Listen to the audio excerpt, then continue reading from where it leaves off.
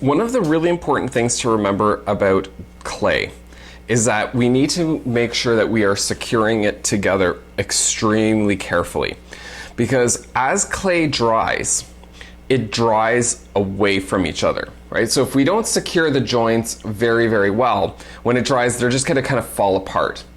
Right? So there's a special technique called scoring and slipping. So scoring is the process of creating a little bit of a texture, and in this case I'm just doing this with a clay tool. You could use a toothpick, you could use a fork, you could use a popsicle stick, right? Anything in order to create a bit of a texture on that surface. And I'm going to do the same thing to the opposite side. Okay, the two surfaces that are going to actually come together.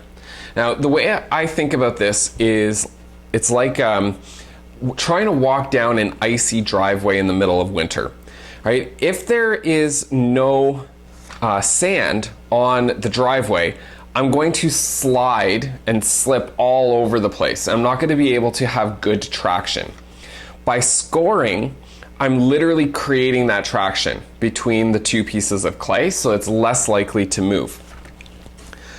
The other thing that we're going to use is a small container of water. Now, ideally we would be using something called slip, which is a mixture of water and clay particles. It's kind of like a clay soup, so to speak.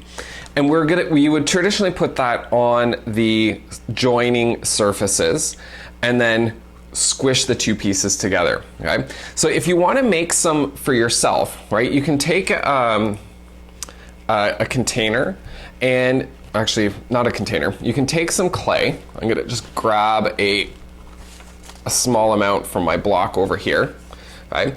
Kind of put it into a ball, and I'm going to kind of create what's called a pinch pot. I'm gonna put that in there like this, right? And then I'm gonna just pour a little bit of water in there, just a tiny, tiny, tiny little bit.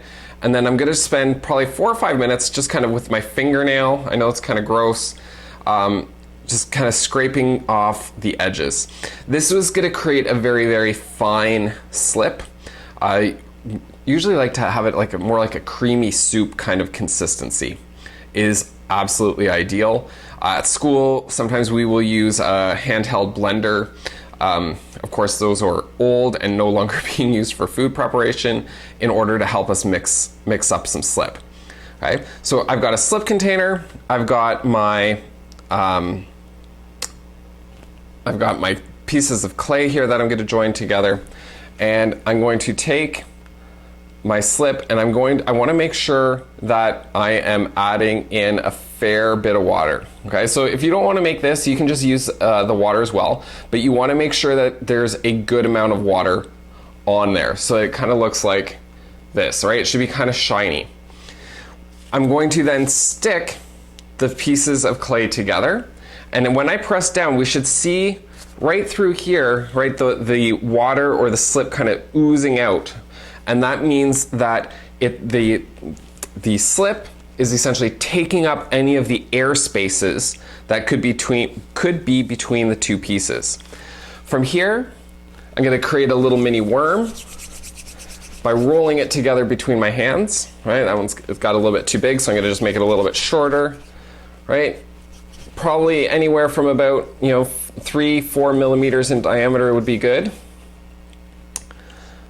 That's still too long, so I'm going to roll this out. There we go. Okay, and then what I'm going to do is I'm going to take this and I'm going to put it into the seam, and again I'm going to push, and I should still see a little bit of that slip popping up, and then I'm going to smooth it out.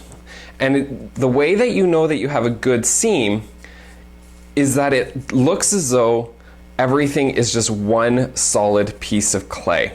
If I can see where the two joins or two pieces are joined together, that seam line, then I haven't done a good job in putting it together, right? So here's an example of a seam. I can still see where the two pieces are separate.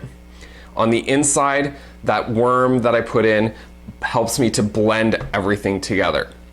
Okay, so when we're joining two pieces of clay, We want to use a tool and we want to score each of the joining surfaces, and we want to use some water or slip in terms of creating the glue that's going to help keep the pieces of clay together.